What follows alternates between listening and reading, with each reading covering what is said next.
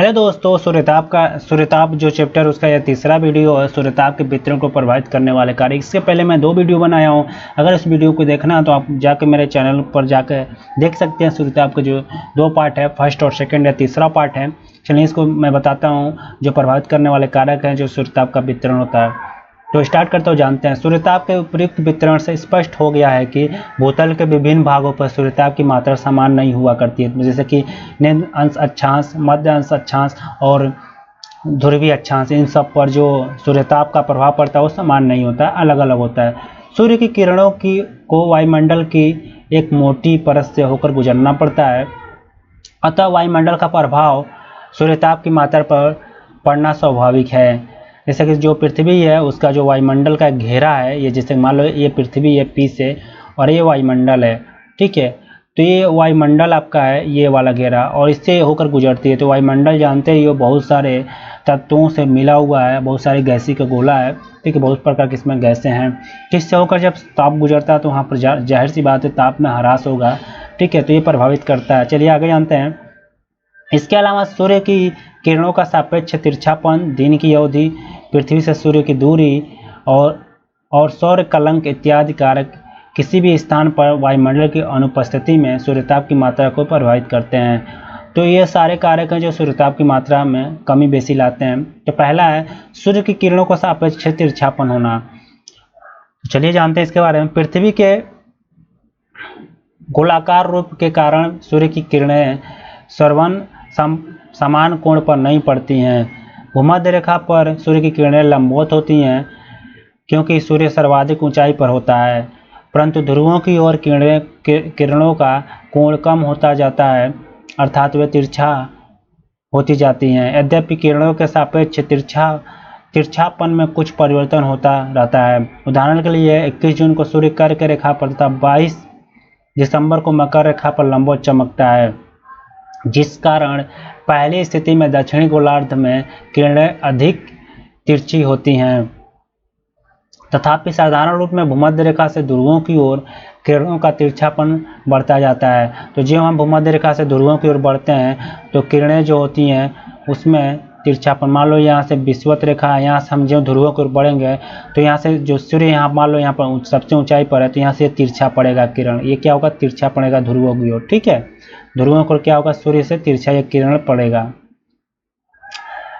तो अब आगे जानते हैं। किरणों के इस तिरछेपन का प्रभाव 2 रूपों में होता है। किस रूपों में? 2 रूपों में। पहला ओ है लंबवत किरणें धरातल के कम क्षेत्र पर पड़ती है, जिस कारण इस स्थान पर ताप अधिक होता है। जैसे कि मैं बताया 0 अक्षांश से 23.5 अक्षांश का कर्क और मकर रेखा उत्तर और दक्षिणी ध्रुव में, इसको निम्न अक्षांश मंडल कहते हैं। यहाँ पर तापमान बहुत ज़्यादा होता है क्योंकि यहाँ पर छोटे से क्षेत्र में सूर्य किरणें सीधी पड़ती हैं लंबवत रूप में, जिसके कारण तापमान, जैसे कि मैं यहाँ एग्जाम्पल देकर आपको बताता हूँ। मान लो ये पृथ्वी है और एक विषुवत रेखा है और यहाँ पर सूर्य है। यहाँ पर देखो किसी क्षेत्र में सीधा किरणें पड़ रहा है, जिसके कारण यहाँ मान लो ये 23 अंश अक्षांश के अंदर है कर्क और मकर रेखा, ठीक है। ये 23.5 अंश अक्षांश, ठीक है, ये 23.5 अंश अक्षांश के मध्य।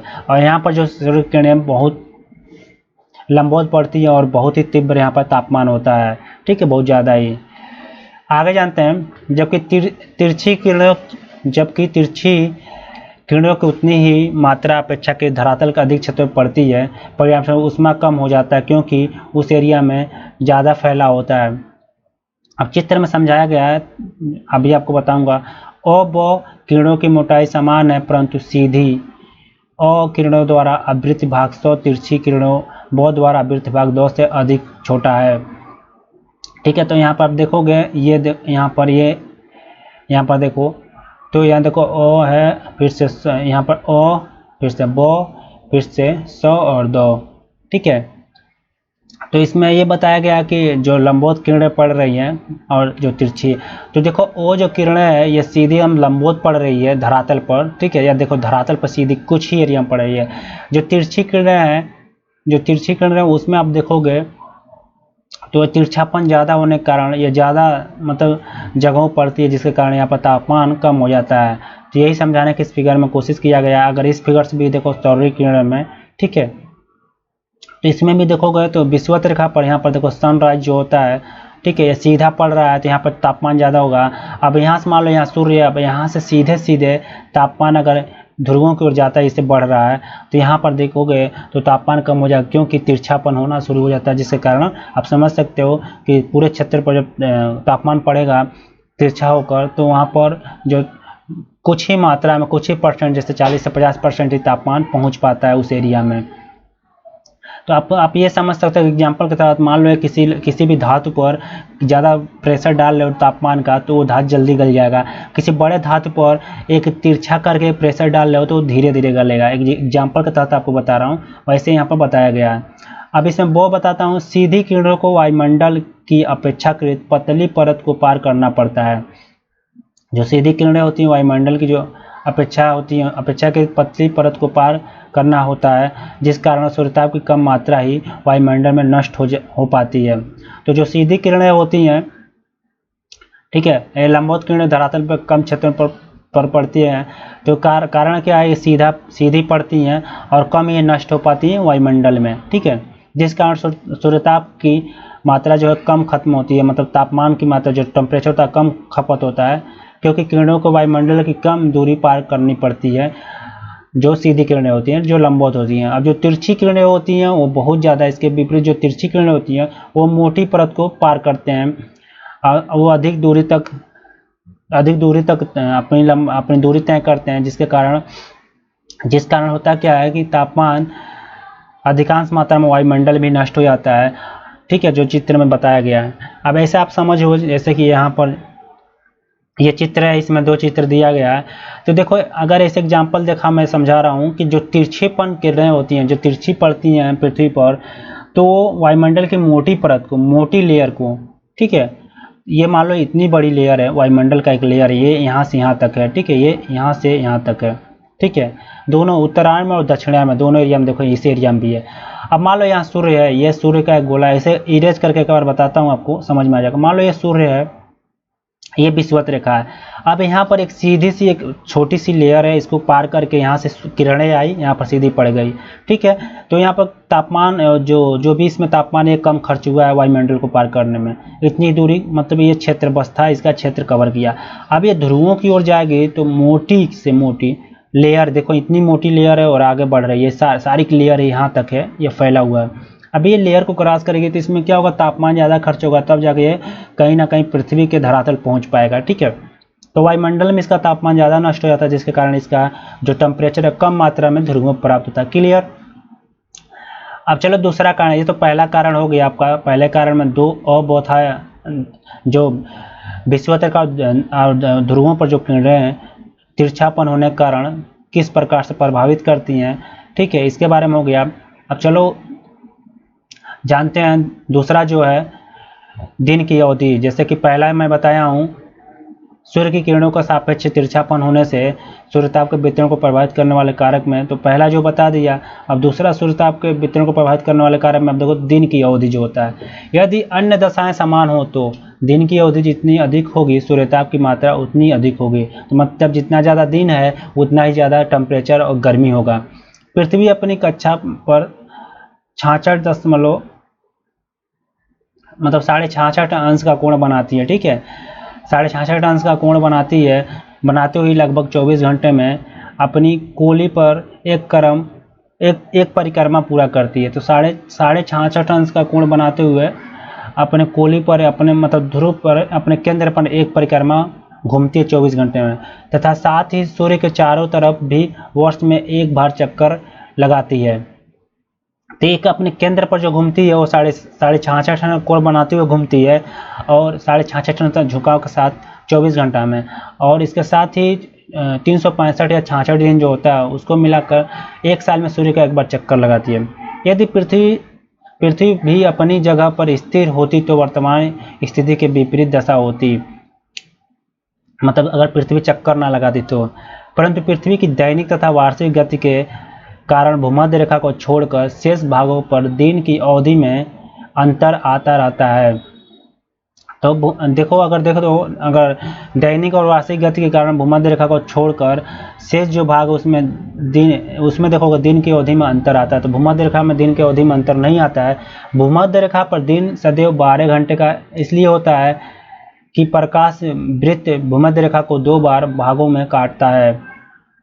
ठीक है, तो जो वृत्त है पृथ्वी है उसको प्रकाश जो है 2 भागों में काट देता है, इसीलिए यहाँ 12 घंटे होता है। यहाँ पर दिन की अवधि में कोई अंतर नहीं होता है। सूर्य की उत्तरायण स्थिति के समय जब सूर्य कर्क रेखा पर होता है तो भूमध्य रेखा से उत्तर की ओर दिन की अवधि बढ़ती जाती है तथा उत्तरी ध्रुव पर 6 मास का दिन होता है।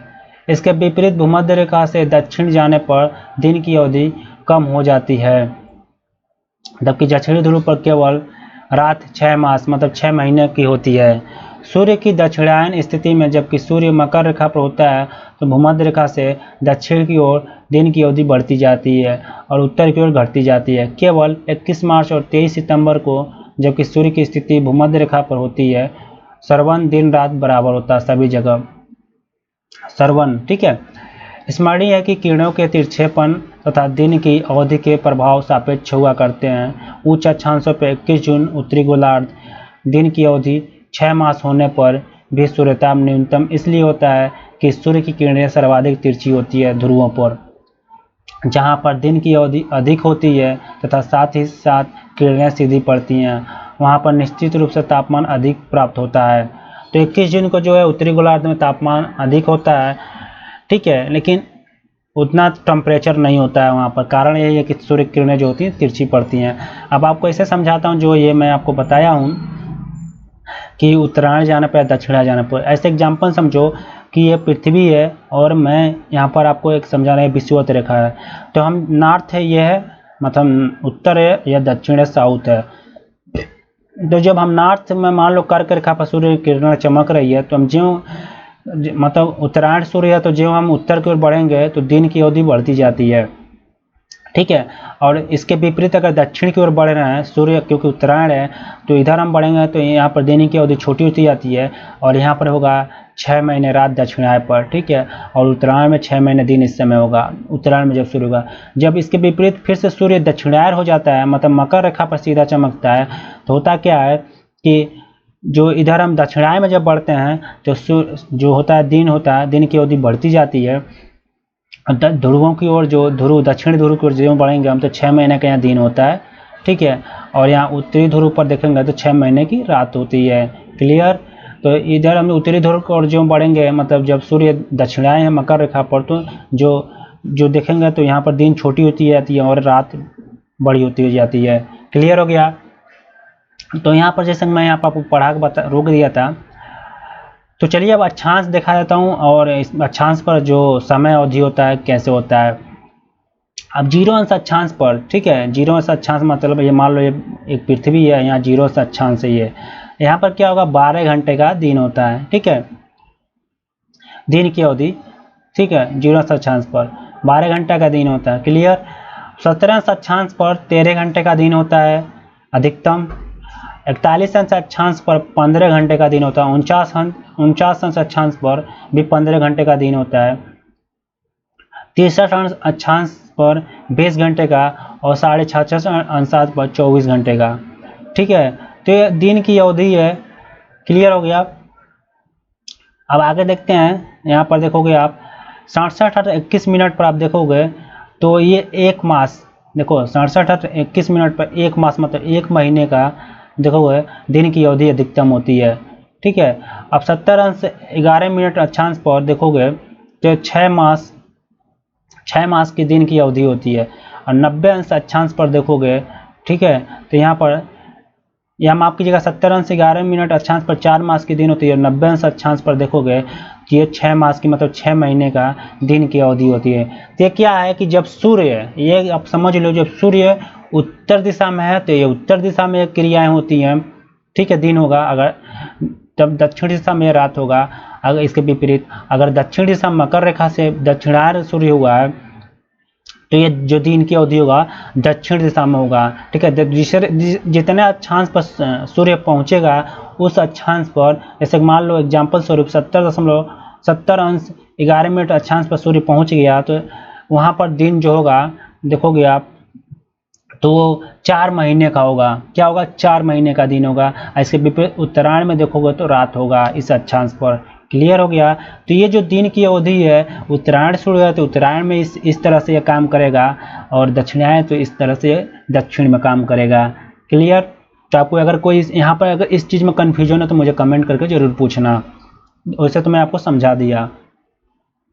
अब तीसरा कारण है सूर्य के जो विकिरण है, जो तापमान उसको प्रभावित करने वाला कारण तीसरा जो है पृथ्वी से सूर्य की दूरी, मतलब जो दूरी है, ठीक है। पृथ्वी अंडाकार कक्ष के सहारे सूर्य की परिक्रमा करती है, ठीक है। तो मान लो ये सूर्य है, अब ये यहाँ पर पृथ्वी है, तो ये अंडाकार कक्ष के सहारे ये सूर्य की परिक्रमा कर रही है, ठीक है।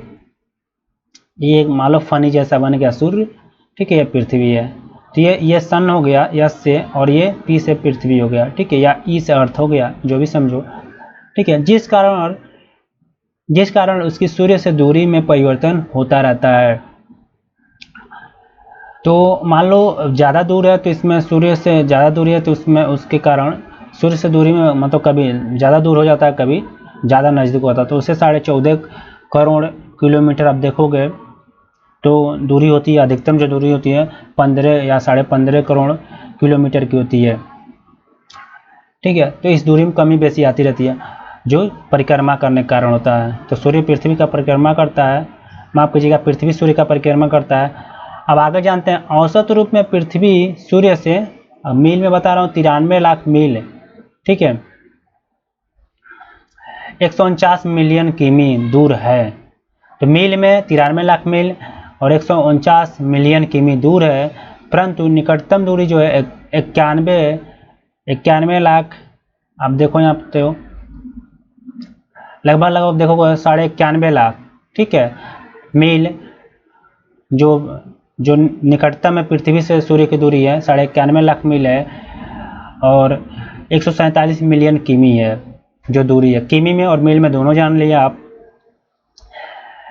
इस स्थिति को उपसौर कहते हैं।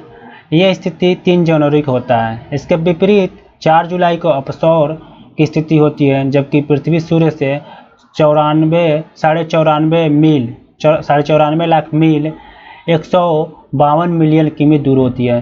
तो जो उपसौर होता है वो नज़दीक होता है, अपसौर जो होता है, जो अपसौर देखेंगे आप, तो अपसौर जो दूरी होती है वो सबसे दूर की दूरी होती है, मतलब सूर्य से पृथ्वी के बीच में जो दूरी है बहुत ज़्यादा होता है।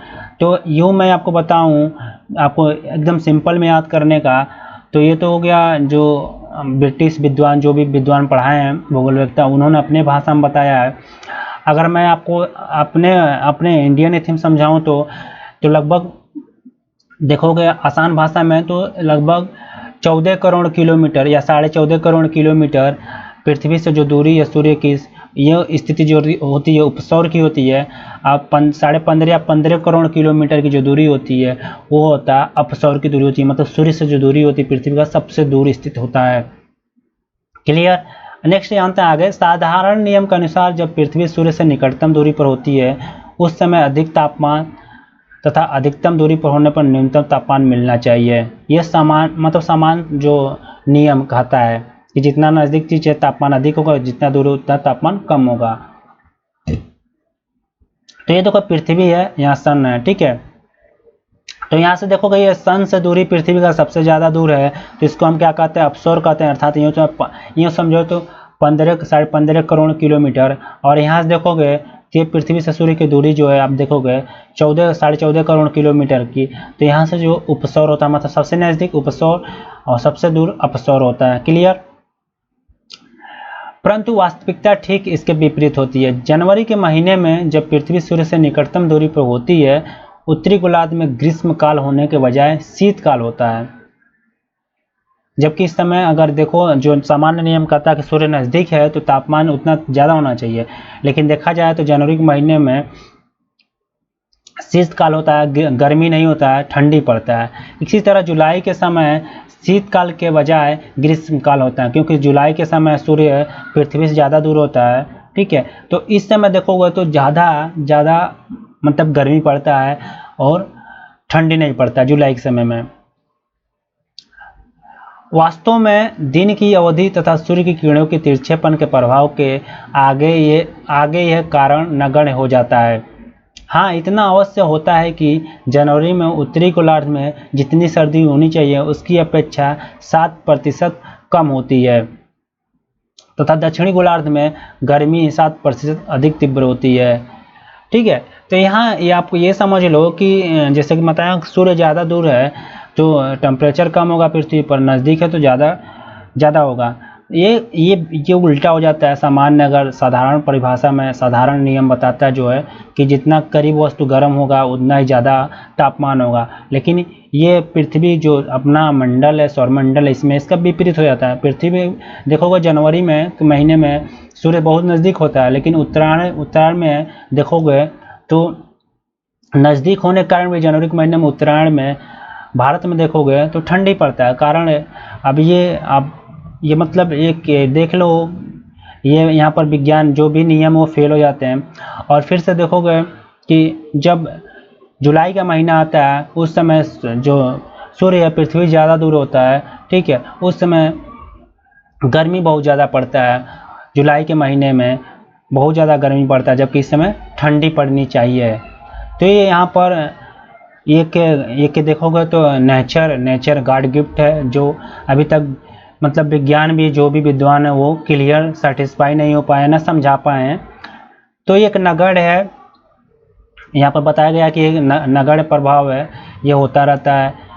तो ये नेचर अपना जो भी है अपनी क्रिया करता है। और नेचर अभी हम लोग इतने जागरूक, जितने भी जागरूक हुए हैं, नेचर के सामने हम छोटे ही हैं। अगर मेरे शब्दों में जानो तो हम लोग बहुत छोटे हैं अभी, लेकिन जितना भी हम लोगों ने खोज किया है, जितना भी हम लोगों ने जानकारी प्राप्त किया है, वो हमारे लिए बहुत ही फायदेमंद है।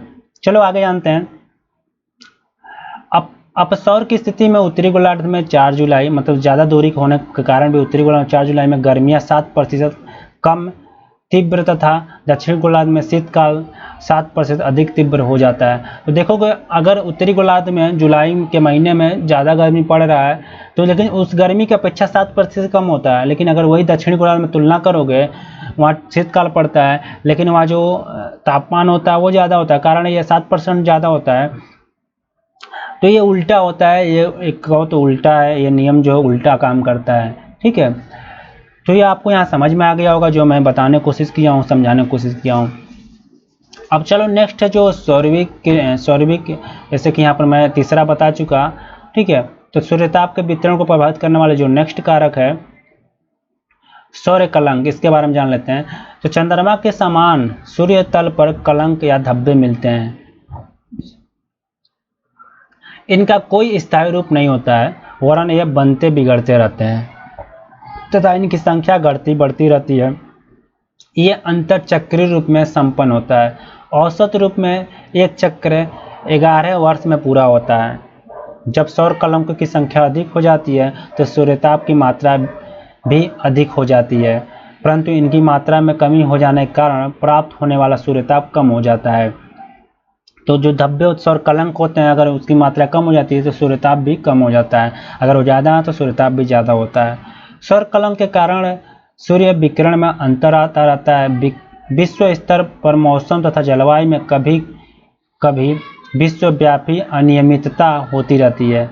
सौर कलंकों के कारण होने वाला अनियमित सूर्यताप इस विश्वव्यापी मौसम संबंधी अनियमितता का कारण हो सकता है, परंतु इसे निश्चितता के साथ स्वीकार नहीं किया जा सका है। तो ये 4 कारण था।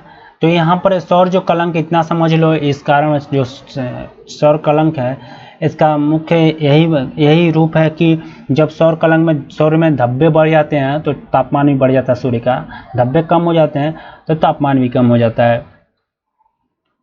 तो ये एक कारण था। अब इसके बाद से आपको नेक्स्ट जो लास्ट कारण इसको बताता है, वायुमंडल का प्रभाव जो होता है वो कैसे प्रभावित करता है सूर्यताप के वितरण को। ठीक है। तो ये सौर कलंक कंप्लीट। अब चलो जान लेते हैं वायुमंडल का प्रभाव। सूर्यताप वितरण को प्रभावित करने वाले उपयुक्त कारकों की विवेचना के समय वायुमंडल के प्रभाव को ध्यान में नहीं रखा गया था।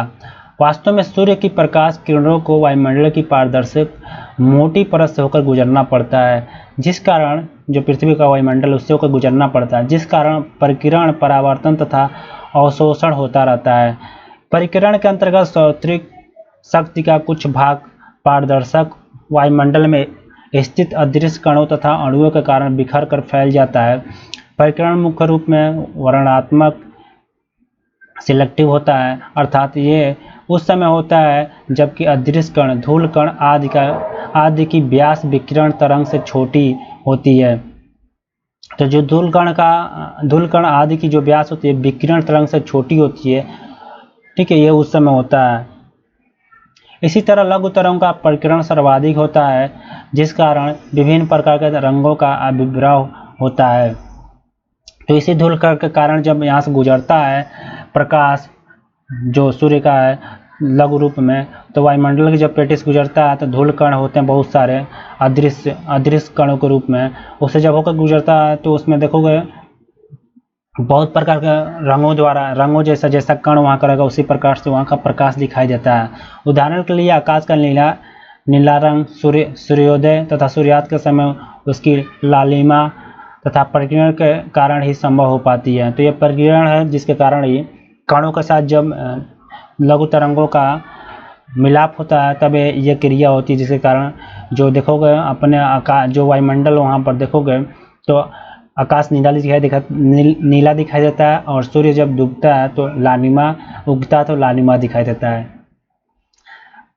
अभी ये तो मैंने आपको बताया जो और था, इसमें अब जान लेते हैं वो वायुमंडल में वो जैसे कि यहाँ पर मैं बता दी आपको परिकिरण के कारण संभव हो पाता है। सूर्य का और जो अपना जो देखोगे आसमान का कलर उसमें बदलाव होता है, सूर्य डूबता है निकलता है उसमें बदलाव होता है। उसके साथ साथ आप देखोगे वायुमंडल में अदृश्य कणों की व्यास विकिरण तरंग से बड़ी होती है। तो वायुमंडल में जितने भी कण अदृश्य कण उनकी व्यास जो है विकिरण तरंग से बड़ी होती है, तो विसरित परावर्तन की क्रिया होती है।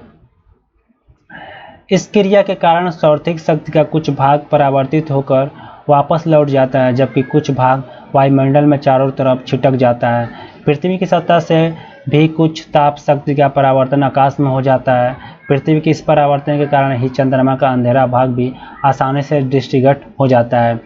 परिकिरण तथा परावर्तन के कारण वायुमंडल से कुछ सौत्रिक ऊर्जा पृथ्वी की सतह पर पहुंच जाती है। इससे आकाश का विसरित नीला प्रकाश कहते हैं। Diffuse blue light of sky कहा जाता है, अथवा विसरित दीवा प्रकाश डिफ्यूज डे लाइट की संज्ञा प्रदान की जाती है। तो ये क्यों होता है? ये परावर्तन और परिकिरण के कारण होता है। परिकिरण जब प्रकाश उससे गुजरता है, परावर्तन मतलब जब वापस होता है, ठीक है। तो आगे जानते हैं अब इस प्रकाश के कारण पूर्ण बदली के दिन अथवा किसी भी स्थान के वे भाग जहां पर सूर्य की किरणें नहीं पहुंच पाती आसानी से देखे जा सकते हैं। तो जब परावर्तन होता है, परिकिरण होता है, तो जहां सूर्य की किरणें नहीं पहुंच पाती हैं तो वो भी जगह देखे जा सकते हैं लाइट के कारण। अवशोषण की क्रिया मुख्य रूप से जलवाष्प तथा गौण रूप में ऑक्सीजन एवं ओजोन गैसों द्वारा संपादित होती है। तो जो अवशोषण होता है, ठीक है, वो जो होता है अगर ऑक्सीजन है तभी होगा, ओजोन गैस है तभी होगा, और जल है तभी होगा, ठीक है। अवशोषण में ऋणात्मक होता है, अर्थात सभी विकिरण तरंगों का अवशोषण न होकर केवल दीर्घ तरंगों का ही हो पाता है। तो सभी विकिरण जो तरंगें होता है उनका अवशोषण मतलब ना होकर केवल जो दीर्घ तरंग होती है, मतलब जो ठंडी रूप में ठंडी वस्तुओं पर होती है उन्हीं का अवशोषण होता है। परिकिरण, परावर्तन तथा अवशोषण द्वारा सूर्यताप की नष्ट होने वाली मात्रा मुख्य रूप से सूर्य की किरणों के कोण तथा वायुमंडल के पारदर्शक तत्व पर आधारित होता है। सूर्य से विकिरण समस्त सूर्यताप का लगभग 35% भाग परावर्तन तथा परिकिरण द्वारा आकाश में वापस लौट जाता है। तो सूर्य से जो विकिरण निकलता है तो उसका जो समस्त भाग होता है सूर्यताप का 35% वो वापस चला जाता है, परिकिरण द्वारा प्रकाश में वापस लौट जाता है तथा इसका उपयोग न ही वायुमंडल को गर्म करने में हो पाता है, न ही पृथ्वी को। सूर्यताप के 14% भाग का वायुमंडल द्वारा अवशोषण होता है। तो 14% भाग होता है, कम मात्रा में होता है तापमान, इसी कारण इसका दीर्घ तरंग के रूप में अवशोषण होता है। इस तरह सूर्यताप का केवल 51% भाग पृथ्वी को प्राप्त हो पाता है, जिससे वायुमंडल का निचला भाग गर्म हो पाता है। किसी भी सतह विकिरण की गई ऊर्जा के परावर्तित भाग को अल्बीडो, जो कोई भी सतह है वहाँ से विकिरण की गई ऊर्जा को परावर्तित जब भाग को अल्बीडो कहा जाता है। पृथ्वी की सतह का औसत अल्बीडो 24 से 34% के बीच बताया जाता है कि पृथ्वी प्रत्यक्ष रूप में तथा वायुमंडल अप्रत्यक्ष, जो पृथ्वी प्रत्यक्ष रूप में वायुमंडल अप्रत्यक्ष रूप में है। ठीक है, तो यहाँ पर पृथ्वी की जो सतह का औसत अल्बीडो है वो 24 से 34% के बीच बताया गया है। तो अल्बीडो क्या होता है, जैसे मैं बताया हूँ, किसी भी सतह के विकिरण की गई, जो विकिरण होता है की गई ऊर्जा के परावर्तित भाग को अल्बीडो कहा जाता है। तो किसी भी सतह से जो जब ऊर्जा विकिरण होता है दीर्घ रूप में, तो ऊर्जा परिवर्तित जब होता है उसी को हम अल्बीडो कहते हैं। और पृथ्वी की सतह पर औसतन अल्बीडो जो होता है 24 से 34% के भाग में रूप में परावर्तित होता है। तो ये था, जैसे कि मैंने इस वीडियो में बताया, ये था आपका 5वां वायुमंडल का प्रभाव सूर्यताप के वितरण पर कैसे असर करता है। ये 5 इसके कारक थे, सूर्यताप के वितरण को प्रभावित करने वाले 5 कारक। सूर्यताप की किरणों को सापेक्ष तिरछापन, दूसरा था इसमें आप देखोगे दिन की अवधि, और इसके साथ तीसरा था पृथ्वी से सूर्य की दूरी, चौथा था आपका सौर कलंक, और 5वां था यहाँ पर वायुमंडल का प्रभाव। तो ये 5 कारक जो हैं सूर्यताप के वितरण को प्रभावित करने वाले कारक हैं। तो इस वीडियो में मैंने 5 कारक को बताया। अगर इस वीडियो से आपको थोड़ा भी नॉलेज प्राप्त हुआ है, अच्छी जानकारी प्राप्त हुई हो, तो मेरे वीडियो को लाइक कीजिए। हाँ, अगर आपको कोई भी इसमें दिक्कत हुआ हो, कहीं भी किसी भी टॉपिक पर ना समझ में आया हो, मैं लिख भी दिया हूँ, आप समझ भी सकते हैं। ना समझ में आया तो मुझे कमेंट करके ज़रूर पूछना, अपनी राय ज़रूर देना। मेरे चैनल को लाइक कीजिए, लाइक के साथ साथ मेरे वीडियो को लाइक कीजिए, मेरे चैनल को भी पसंद कीजिए, शेयर कीजिए अपने मित्रों गण में, जिनके पास ये टॉपिक ना हो, ना किताब हो, ना पढ़ पा रहे हो, तो वो भी पढ़ लें मेरे इस वीडियो से। ये फ्री है, कोई भी पैसा नहीं लगता। तो सब्सक्राइब कीजिए, लाइक कीजिए और कमेंट करके अपनी राय जरूर दीजिए। फिलहाल इस वीडियो में इतना ही।